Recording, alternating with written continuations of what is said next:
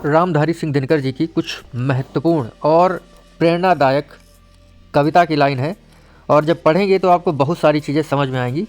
लिखा है, नित जीवन के संघर्षों से, नित जीवन के संघर्षों से जब टूट चुका हो अंतर्मन, तब सुख के मिले समंदर का रह जाता कोई अर्थ नहीं। नित जीवन के संघर्षों से जब टूट चुका हो अंतर्मन, तब सुख के मिले समंदर का रह जाता कोई अर्थ नहीं।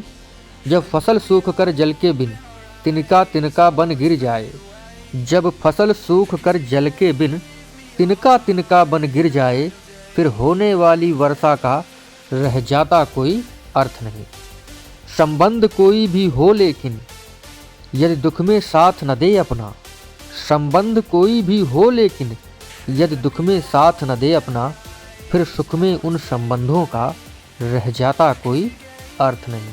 क्या बातें लिखी हैं, क्या लाइन है, पढ़िए और मन को जो है एकदम सांत्वना मिलेगी। छोटी छोटी खुशियों के क्षण निकल जाते हैं रोज जहां, छोटी छोटी खुशियों के क्षण निकल जाते हैं रोज जहां, फिर सुख की नित्य प्रतीक्षा का रह जाता कोई अर्थ नहीं। मन कटुवाणी से आहत हो भीतर तक छलनी हो जाए, मन कटुवाणी से आहत हो भीतर तक छलनी हो जाए, फिर बात कहे प्रिय वचनों का, फिर बाद कहे प्रिय वचनों का रह जाता कोई अर्थ नहीं। सुख साधन चाहे जितने हो पर काया रोगों का घर हो, यानी सुख साधन आपके पास चाहे जितने हो लेकिन शरीर जो है आपका रोग से पीड़ित है।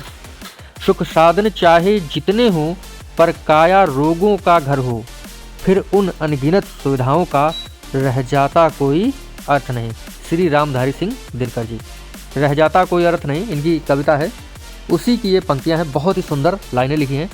तो भैया देखिए, नित्य जीवन के संघर्षों से जब टूट चुका हो अंतर्मन, तब सुख के मिले समंदर का रह जाता कोई अर्थ नहीं। बिल्कुल सही बात लिखी हुई है।